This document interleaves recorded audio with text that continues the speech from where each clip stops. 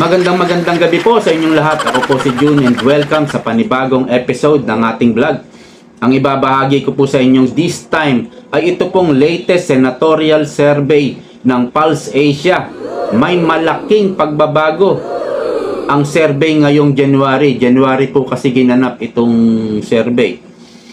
Bongo, umabante po. Dumikit na po kay Erwin Tulfo. Pero si Erwin Tulfo pa rin po ang nangunguna, no? Umabante rin po si Bato de la Rosa at Amy Marcos. Pero si Pacquiao, naku po, bumagsak na po sa 12th place. Kumbaga, nasa bingit na ng bangin. Malapit na pong malaglag sa top 12. At pag-uusapan din po natin itong impeachment kay BP Sara. Haharangin po sa pamamagitan ng petisyon sa Korte Suprema. At idadagdag na rin po natin, tatalakayin po natin itong political dynasty. Ano ba itong political dynasty na ito? Kayo po ba ay against dito o hindi naman? I-comment nyo po sa comment section. Gusto ko lang malaman kung ano yung tingin nyo rito sa political dynasty na ito. Anyway, unahin ko lang po itong i-share. Ang ganda kasi ng sinabi ni Ma'am Lorraine Badoy, no? Ito po. Mahirap talagang kaaway ang mga Duterte. Kailangan mo talagang mag-imbento ng mga issue laban sa kanila dahil hindi naman sila magnanakaw. Wala talagang issue ang mga ito. Malilinis silang tao. Si FPRRD at Vice President Sara, wala kang mahahanap dyan kasi mga totoong lingkod bayan. Di ba? Ang ganda ng sinabi. Hanggang ngayon puro kasinungalingan, puro gawa-gawa, puro mga kinreate na issue ang ibinabato nila sa mga Duterte. Gayun pa man, meron pa rin mga tanga na agad-agad naniniwala. Ganun talaga kasi naman yung iba, hindi naman mahilig sa politiko. Yung napapanood lang nila sa TV, naririnig nila sa radyo, kung at saan man. Hindi naman sila nagre-research. Kasi nga, wala silang hilig sa politika. Basta kung ano lang marinig nila, mapanood nila, pinaniniwalaan. Yun po ang hirap sa iba nating kababayan. Anyway, pag-usapan na po natin itong latest senatorial survey. Ito po ang resulta. Number 1, Erwin Tulfo, 62.8%. Pangalawa po si Bongo. Kung mapapansin nyo po, si Pacquiao ando na sa number 12. Number 12. Pero nung nakaraan po, eto si Pacquiao Ayan si Pacquiao, pang-anim. Hindi po ba? Pang-anim. Si Bongo naman pangatlo. Pero ngayon po, pangalawa na si Bongo. Si Pacquiao pang-anim. Ngayon, pang number 12 na. Okay? At kung babalikan natin, si Soto, number 3 na. Cayetano, number 4. Hindi. Ben Tulfo pala ang number 4. Ben Tulfo, number 4. Cayetano, number 5. Bong Revilla, umangat din po. Asan ba nung nakaraan si Bong Revilla? Ito po, Bong Revilla, number 9 pala si Bong Revilla. So ngayon, si Bong Revilla ay number 6 na. Alright. Ngayon, number 7 na po si Amy Marcos. Alam nyo kung nasaan nakaraan si Amy Marcos? Ito po, pang-12. Nasa bingit na ng bangin. Ngayon po ay pang-7 na si Amy Marcos. Ang taas talaga ng inilukso, no? Itinalon. And then, Lacson, Revillame, nag-stay yata dito sa pang-8. De la Rosa. Tignan niyo po si Bato de la Rosa nung nakaraan. Nung nakaraan po si Bato de la Rosa ay number 13, lumaglag na sa top 12. Pero nakabalik po si De La Rosa ngayon. Si Bato, At siya ay pang number 10, no? B9 number 11, Pacquiao number 12. Ang lumaglag po sa top 12 ngayon, Villar, Camille, Lito Lapid, 14, Pangilinan, Aquino, Onasan, Abalos. Si Doc Willie Ong nag-withdraw na ng kanyang kandidatura. Sumusunod po si Tolentino, Salvador, bali 18, 19, 20, 21. Pang 21 po si Philip Salvador. Pero isa pong malaki ang chance dito po sa mga kumakandidato sa PDP. Well, of course, nandiyan si Bongo de la Rosa, si Philip Salvador. Dahil napakataas po ng awareness ni Philip Salvador, 93. Ang sumunod na po, Bosita Marcoleta. Ang awareness ni Marcoleta is 52 lang. And then, Bondoc, Kirubin, si Attorney Vic Rodriguez, napakahina po, napakaliit ng awareness niya, 13 lang. Kaya dito may problema po, malaking problema ni Vic Rodriguez. Marami pong hindi nakakakilala sa kanya. Kung 13 lang ang kanyang awareness, ibig sabihin nito, 87% ng mga botante hindi siya kilala. So, ito yung malaking problema ni Attorney Vic Rodriguez. Kibuloy, tingnan nyo si Kibuloy, kilalang kilala, 90%. Ang ganda ng awareness niya. Kaya lang yung voting for is 3.0 lang. So, dito kasi, umepekto yung pagdidemonize kay Kibuloy. Kaya naman siya dinemonize ng administrasyon dahil siya ay kaibigan ni Pangulong Duterte. Lahat naman ng mga malapit sa mga Duterte like Harry Roque at itong mga vlogger, sino pa ba? Yung iba pang mga taga Davao, ng mga mayor dyan, governor, di ba, ginurgur din, sinuspinde. So talagang tinira yung kahit malapit, kahit hindi Duterte, basta malapit sa Duterte, talagang tinira nitong administrasyon nito. So ito po ang latest survey ngayon. Yan po yung pagbabago at narinig ko po sa interview yung may-ari po ng Pulse Asia or parang spokesperson ng Pulse Asia.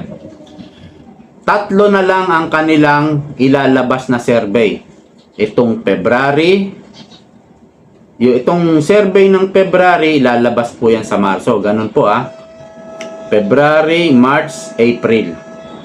3 na lang ang kanilang ilalabas na survey. Kasi April, no? Sa Mayo, election na. Siguro mga first week of May, ilalabas po yung survey sa April. So, yun po ang talagang abangan natin. Pero, sabi ng spokesperson nga, o siya yung parang president ng Pulse Asia, sinabi niya, ang prediction niya, may malaki pang pagbabagong mangyayari dito sa senatorial survey na to. Ngayon, kung totoo man itong survey na to o hindi, hindi naman at tayo 100% naniniwala dito Pero siyempre, yung mga nakaraang survey nila, halos, malapit po sa totoong resulta ng eleksyon. Pag-aralan nyo rin po yung mga survey nila, no? Halos malapit sa resulta. Kaya yung last survey, yun po ang talagang aabangan ko. So, ayan. Ayan po ang si Kibuloy po, malaki ang awareness. Kaya lang maliit dahil na-demonize siya ng administration. Ang pinaka may chance sa PDP is Salvador, Philip Salvador and Marcoleta. Si Bondoc, ewan natin, shaky si Bondoc. Kahit nga si Marcoleta at Salvador pero may pag-asa pa po. May pag-asa pa si Salvador at si Marcoleta. Ganun pa man, sinasabi ko sa inyo, uulitin ko, yung huling survey, yung April, na ilalabas ito sa Mayo. Siguro mga first week of May. Ang botohan po ay May 12, no? Kung hindi ako nagkakamali. So, dito na po tayo sa impeachment laban po kay VP Sara. Ito po yung balita ng SMNI. Itigil ang impeachment. Mga Mindanaon lawyer naghain ng petition for certiorari and prohibition sa Korte Suprema para harangin ang impeachment proceedings laban kay VP Sara. Hiling ng mga abogado na sina Attorney Israelito Torion, Attorney Martin Delgra, Attorney James Reserva, at Attorney Hilary Olga Reserva, puro attorney po, no? Na magpalabas ng Temporary Restraining Order o TRO ang korte at ipawalang bisa ang impeachment complaint laban sa Vice Presidente. Kasama rin sa mga nagpetisyon ay ang Vice Mayor ng Davao City at mga miyembro ng Konseho ng Davao City, maging ang mga political vlogger na sila Darwin Salcedo, Lord Byron Cristobal, at Lord Oliver Raymond Cristobal. Ito yata si Banat Bay, si Byron Cristobal, at si Coach Oli, Lord Oliver Raymond Cristobal, di po ba? So, yan po yung balita. Ito po yung lahat ng nag-ahain. Saan na ba yun? Ako, nawala. Wag na nga. Yan po ang medyo hihintayin naman natin. Ngayon naman po, sa isang balita pa, ito pong Korte Suprema nagtakda na po sa April 1, 2025 ang oral argument kaugnay sa petisyon na nagpapadeklara ng unconstitutional ang 2025 General Appropriation Act by Margot Gonzales. Yung pong hinain nila Congressman Pantaleon Alvarez, hinain po nila Jimmy Bondoc at ni Topacio. Magkakaroon na po ng oral argument sa April 1. Hindi ko nga alam kung sumagot na rito si E.S. Bersamin, Chis Escudero at si Speaker Martin Romualdez. Dito po sa oral argument, ewan ko lang kung dadalo si Chis, si Speaker Martin at si E.S. Bersamin. Ang mga magtatanong po sa kanila kung sakaling umattend sila ay ang mga judge po ng Korte Suprema. So maganda po ito. Kaya lang April pa na schedule ang April 1 na schedule ang oral argument. And then after oral argument, kailan po lalabas ang desisyon? Baka December na. Huwag naman sana.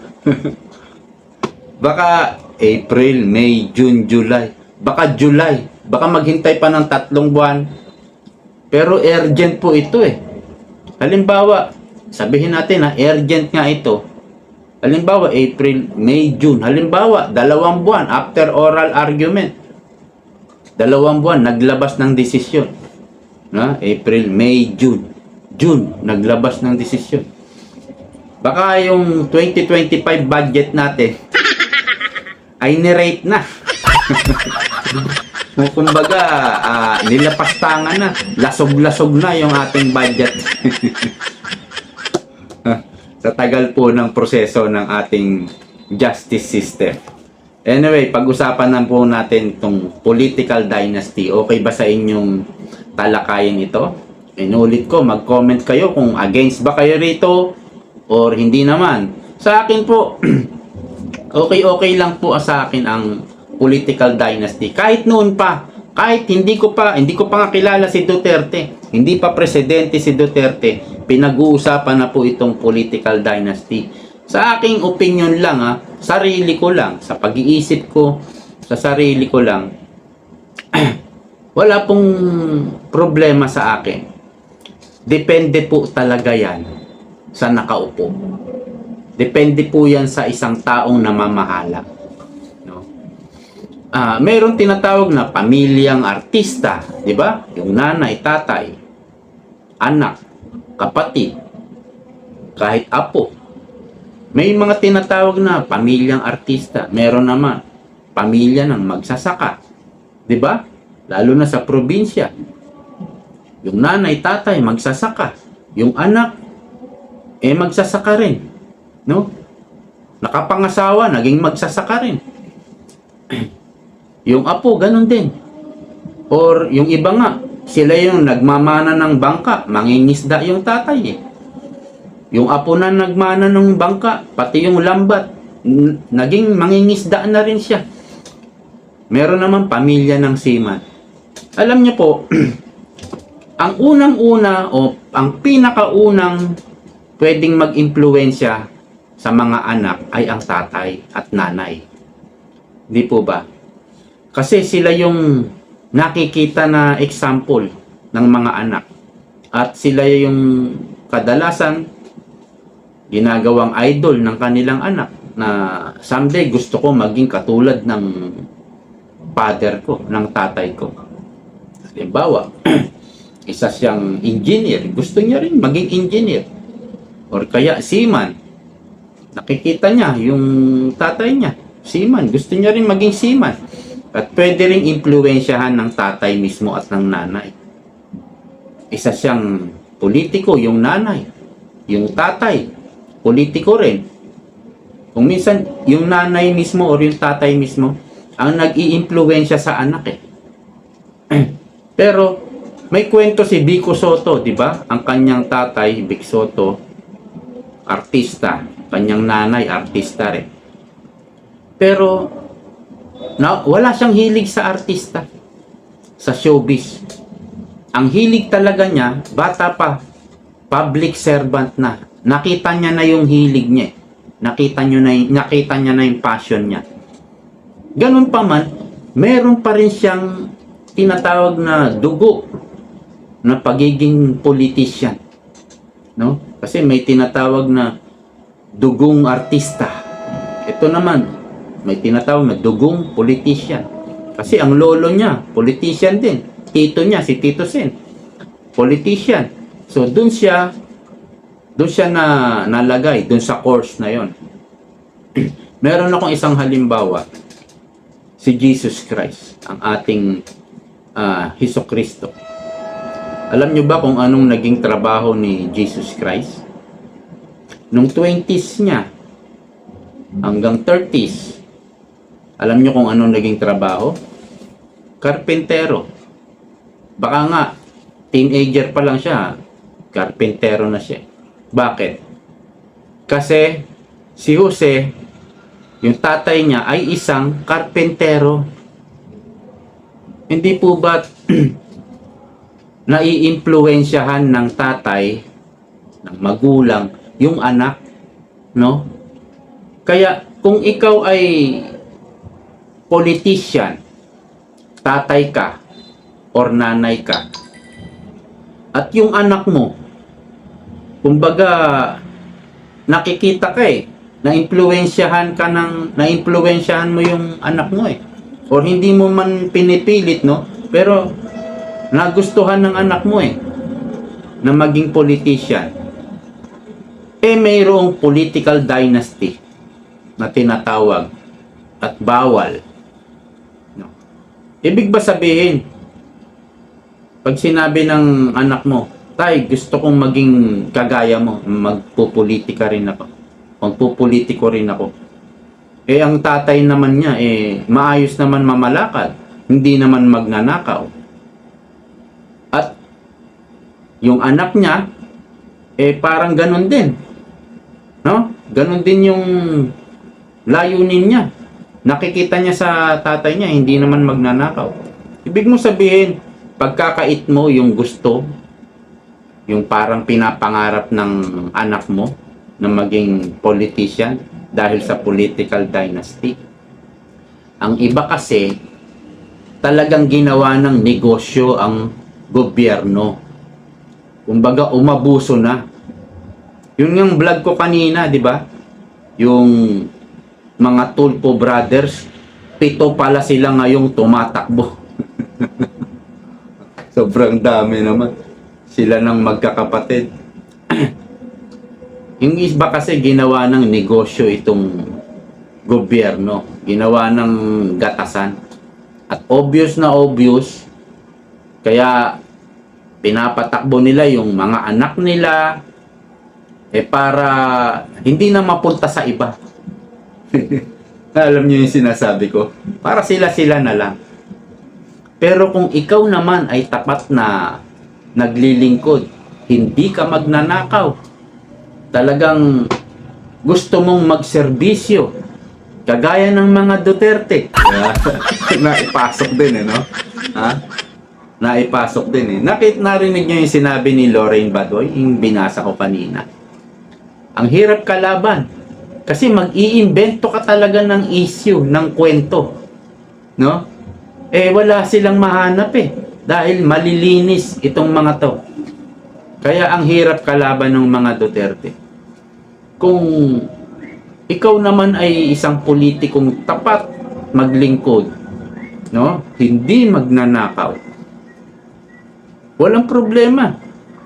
At the end of the day, ikaw ay dadaan sa eleksyon. Mangangampanya ka, kukuhain mo yung simpatya ng mga tao. At the end of the day, boboto pa rin ang tao. No? It's either manalo ka, iboto ka ng mga tao, kahit ba pamilya na kayo, kahit ba sa dinamida, sa kumbaga sa lumipas na mga taon, Duterte pa rin ang nakaupo, ilang taon na, hindi na napapalitan. At the end of the day, ang tao pa rin ang magdidesisyon Pwera lang kung may mga vote buying, may mga pandarayang ginagawa, may mga daya, no? Iba yun, ibang usapan yun. Pero kung patas lang ang labanan, malinis na eleksyon, yung tao ang magdidesisyon. No? Kaya, sa akin, kahit kingdom, yung pamahalaan natin, kingdom, meron tayong hari, may reyna, niisip ko nga na maging reyna si BP Sara. So, yung mga mahala ng ating bansa. Alam nyo yon? Kahit kingdom, okay sa akin Kahit pa dictatorship, kahit diktador. Oo, basta matuwid lang ang namumuno. Ang mahirap lang sa diktador, kung ang mamumuno ay kagaya nitong nakaupo ngayon. Yun ang mahirap. No? Yung gumaganon. Napakahirap nun. Pero kung dictatorship, tapos maayos yung nakaupo, no? Naglilingkod ng talagang serbisyo, hindi nagnanakaw. Ang gusto ba yung bigyan tayo ng yung kagaangan sa buhay, no? Halimbawa, sa LTO, palagi ka na lang, pagpupunta ka LTO, ang haba ng pila. Bakit? Kasi yung mga window, yung emission test, kung ikaw ay magpaparehistro, iisa lang. Bakit hindi gawing 4 na emission test yan? No? Yung teller, sa cashier, iisa lang din. Bakit hindi ganyan? 5 yan, 5. Tinitipid yung mga tao, kulang sa tao. Diba? Ano ibig sabihin nun? Kasi red tape. Sinasadya. Sinasadya nila na mahirapan ang mga tao. Sinasadya po. Pag nahihirapan ng mga tao, ang gagawin, lalakad na lang, ilalakad na lang. Under the table, kumbaga, red tape. No? Kaya doon, may kita sila ron. Malaki ang kinikita nila sa araw-araw. Kaya sinasadya nila na mahirapan ng mga tao. Tayo ay nagbabayad ng buwis. Yung buwis, sinisweldo, sinasahod nila. Diba? Doon sila sumasahod. Tapos ang ibabalik sa atin, serbisyong walang kwenta, pahirapan. Yan po ang nangyayari ngayon sa Pilipinas. Ewan ko sa ibang bansa, no? Kung magpaparehistro ka. Kita nyo yung ginawa ni Pangulong Duterte? Yan talaga yung serbisyong totoo. Ginawang 10 years yung lisensya. Ang lisensya ko mai-expire pa ng 2032. Biruin nyo yan, isang halimbawa, na yung nakakagaan sa pamumuhay natin. Isang halimbawa lang yan. Kung nagtuloy-tuloy lang talaga itong pamumuno ng Duterte, kaya lang naputol. Ito yung pumalit. Kaya magtitiis na lang ulit ang mga Pilipino. Hanggang dito na lang po. Maraming salamat po sa inyong lahat sa panonood. See you po next time. Bye-bye.